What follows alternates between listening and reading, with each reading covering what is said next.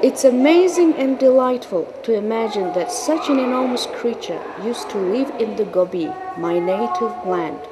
I have often compared the world's largest creatures with the camel and thought there is no animal bigger than a camel.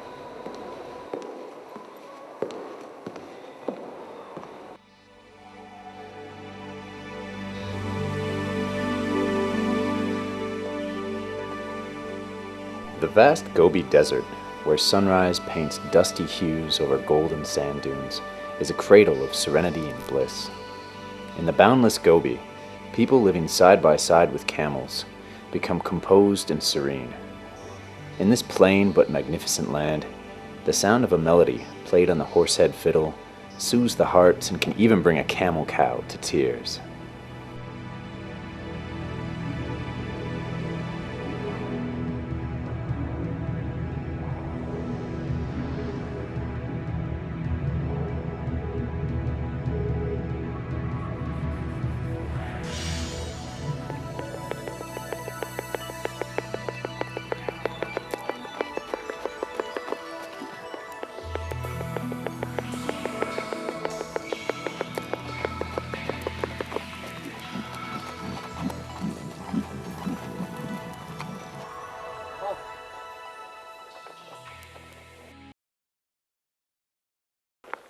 Сайн байна уу? Сайн байцгаана уу. Сайхан хавартж байна уу? Ажил бол өндөр байна уу?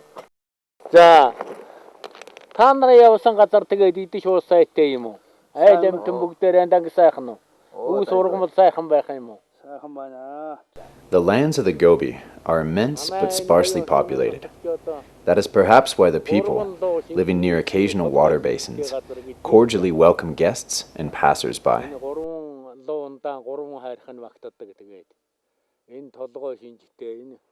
Camels live in arid conditions, where water sources are few and vegetation is sparse. In the Gobi, chronic water shortages pose a serious problem to all creatures. Among the 5 kinds of major livestock in Mongolia, the camel is best adapted to live in harsh desert climates. A thirsty camel can drink as much as 120 liters of water at one time. A camel's humps, its most distinctive feature, can store 100 to 120 liters of water, giving the camel incredible stamina. If a camel has had enough to drink, it can survive for up to 9 days without water and 30 days without food.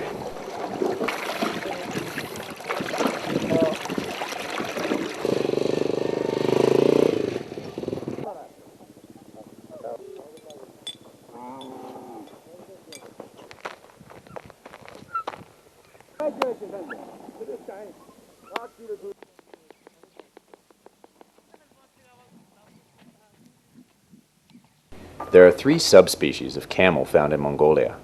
The chestnut, named for its reddish wool, the sorrel, living mostly in mountainous regions of the Gobi, and the dyad, or double, bearded camel. The leader of a camel herd is called a stallion, and typically weighs 600 to 700 kilograms. In general, male camels appear most intimidating, with their thick dangling manes and foam frothing around their mouths. Despite its appearance, the camel can control its temper around humans, especially at the voice of its owner. However, should there be a bright red yarn tied onto its nose, the camel is intemperate by nature, and strangers should be warned. The camel breeding season begins in December, in the dead of winter, lasting all the way through March. Castration of camels has been a routine practice worldwide since ancient times.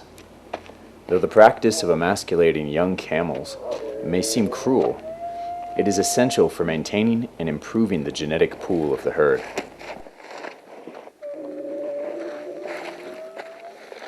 Traditionally, camels chosen to remain ungelded undergo thorough physical and behavioral examination, even though descendants often take after their pedigreed ancestors.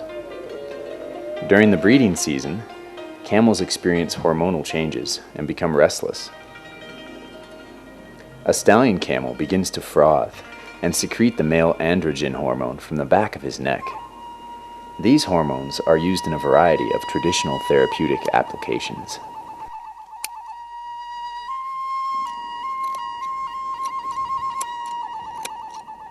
Camels are used for transporting people and goods, as well as for producing wool, meat, and milk. One camel typically yields 340 to 380 kilograms of wool over its lifetime, which averages around 30 to 40 years. Herders spin camel wool to make rope and yarn, typically for household usage, but sometimes to be sold. Camel wool is growing increasingly popular in both Mongolian and international markets. On average, 3,000 tons of camel wool are processed annually in Mongolia, and many of these goods are exported abroad. Woolen goods are fluffy, light, warm, and have a pleasant softness to the touch. A camel's halter breaking and training occur between the ages of 2 and 3 years old. The halter breaking involves inserting a 20 to 22 centimeter long peg into the camel's nose to allow a rider to control his or her camel without a bridle. This peg is usually made of a sturdy wood that does not expand, such as willow, karagana, or buckthorn, and most commonly has a fork or a knob at its blunt end. Once a camel has been broken to the halter, then it can be trained for riding and load bearing. Camels are very responsive to people. A camel's character depends on the way it has been trained and treated. Training a camel for riding is done in 2 ways.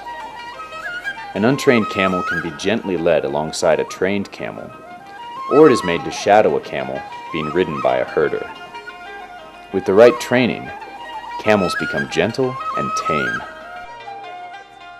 In some parts of the Gobi, a pair of camels is used for plowing and tilling the land. Mongols hold gelded camels in high regard once they reach the age of 7 for their strength and their power. Gelded camels are used in pack caravans that travel long distances. Mongols are traditionally a nomadic people, and camels play an essential role in their way of life. Traditionally, Mongol nomads do not migrate on weekends.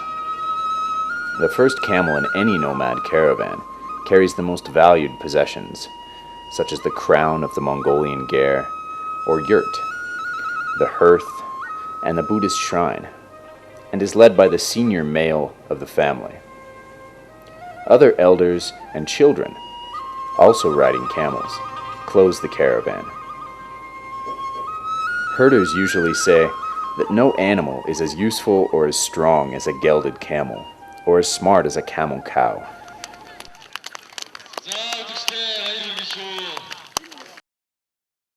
Camels are like ships of the desert when they race on the snow-covered expanses.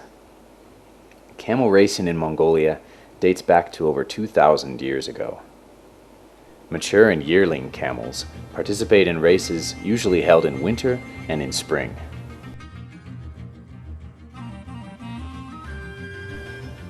Besides camel racing, camel festivals involve many competitions, awarding prizes for the best camel, saddle, halter, trainer, wool spinner, and even milker. Competitions are followed by beautiful eulogies and blessings.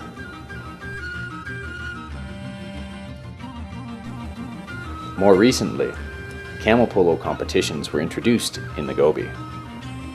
These competitions show the camel as a sensitive performer with gracious moves, and as a very good sport. Camel polo has become an entertaining attraction not only for foreign tourists, but also for locals. During a camel festival, herders prepare a lavish feast and entertain each other with beautiful songs of praise.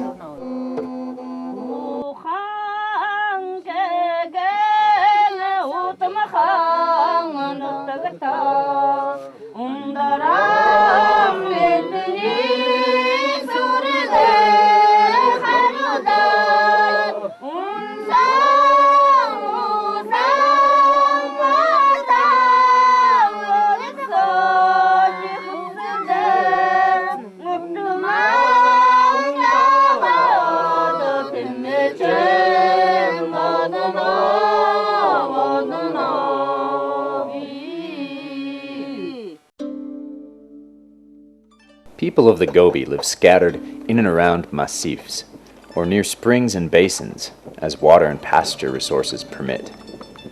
Old, weathered saksaul stock or dried dung serve as fuel for heating and cooking. Saksaul trees that grow in the Gobi have high thermal capacity to burn slowly and radiate lots of heat. Camel udders consist of 4 glandular parts, each with its own teat. In the lactation period, a camel can yield 4 to 5 liters of milk per day. The person milking the camel usually stands on one leg like a stork, placing a bucket on his or her other leg, which is bent at the knee.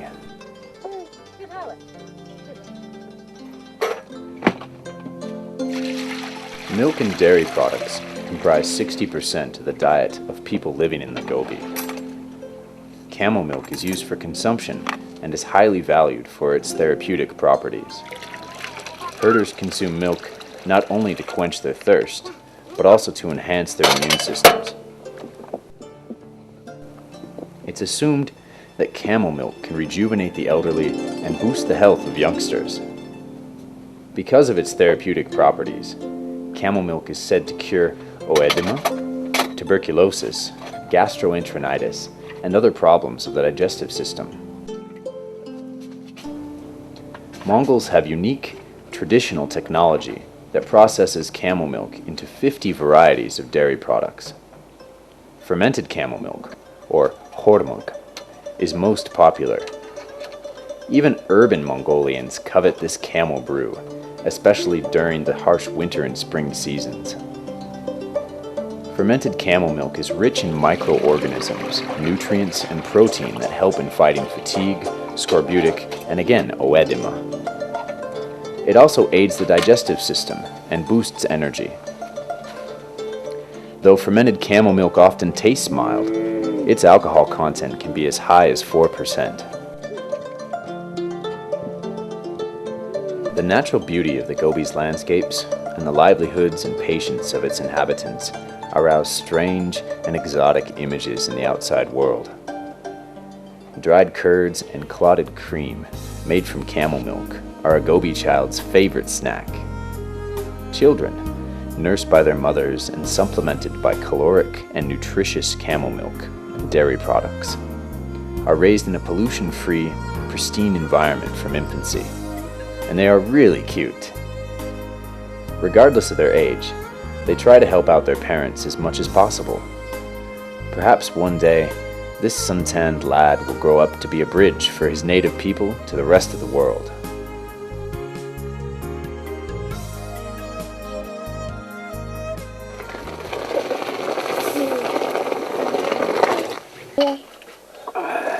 아마 만나 이름 고래 짝쇼에. 아, 자, 다가리 있다.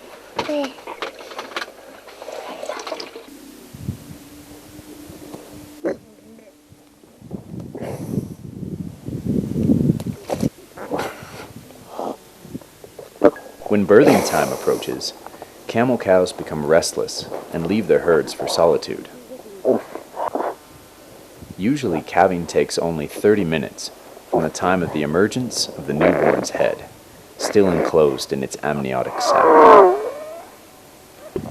Newborn camels weigh an average of 36 to 38 kilograms with a height of 1 meter. They begin suckling in a couple of hours, eat grass and drink water within several weeks, and chew their food within 1 month.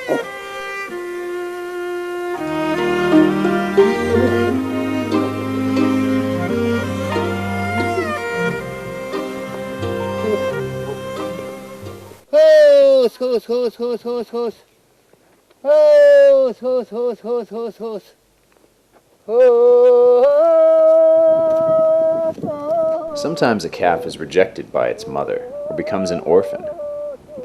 Mongolians help to coax a camel cow into accepting the rejected calf by performing a musical ceremony called hos.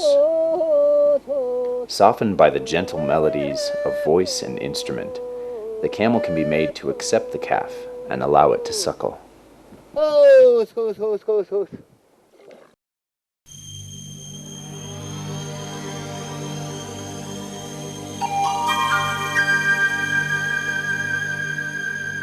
Sand dunes in the Gobi's prehistoric preserves, where the sun fades upon dinosaur prints, evoke images of the past. Camels are widely known as gentle, calm, and furry animals that live in the desert, but no one knows them as intimately as their masters.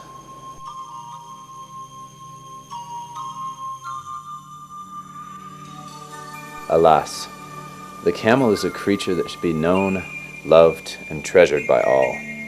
Traditionally, when strangers see a camel cow with her newly born calf alone in the wilderness, they tie a bell around the calf's neck to alert the owners and to deter potential predators. It is not that easy to get used to student life in the noisy and smoggy urban areas.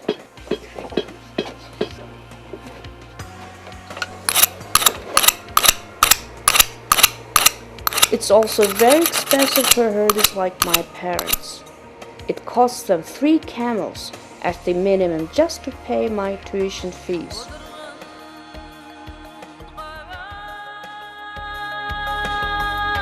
At times I wonder how many camels will be left in 5 years. And I always dream about whether my little pet colt will survive these years and what the future holds for him. I simply cannot conceive of the Gobi with no camels, of a camel without a colt.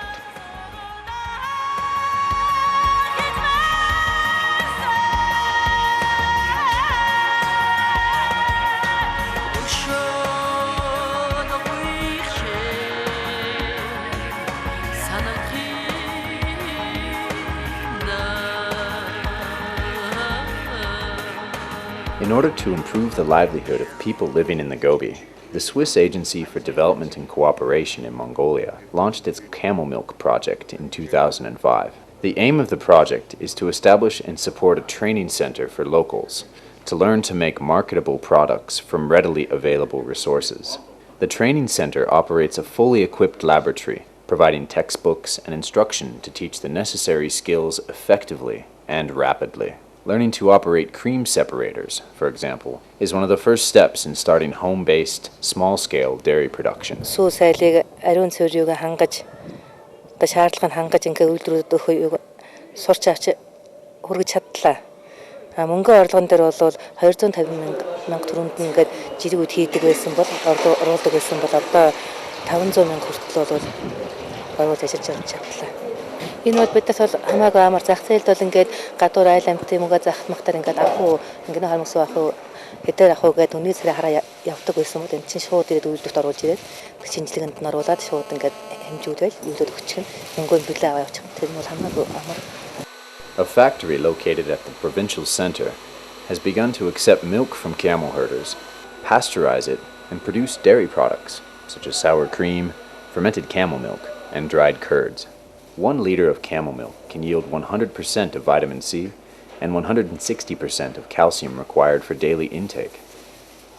Fermented camel milk is rich in vitamins B and C and contains microorganisms that improve disease resistance.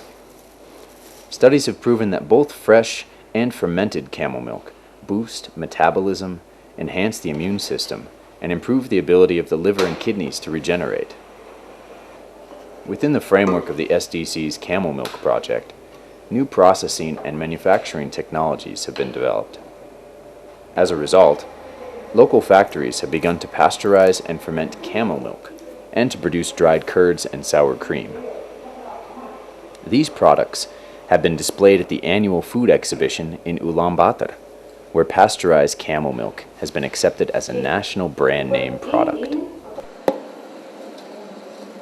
The Camel Milk Project has initiated research and development work with cosmetics. Creams made from camel milk are rich in essential amino acids, vitamins, and fatty acids, indicating that there is an untapped potential in developing high-quality skin and hair care products from camel milk. Манайх бол 1989 онд байгуулагдсан анхны гоо сайхны бүтээгдэхүүний үйлдвэрлэлийн компани. Энэ 2005 онд бол Швейцарын хөгжил хамтын ажиллагааны агентлагаас санхүүж үзсэн Энхний сүү төслийн хүрээнд бид бол Camel-т цуврал гоо сайхны бүтээгдэхүүнийг үйлдвэрлэлд туршиж энэ 2006 оноос бол үйлдвэрлэлд нэвтрүүлээд байна.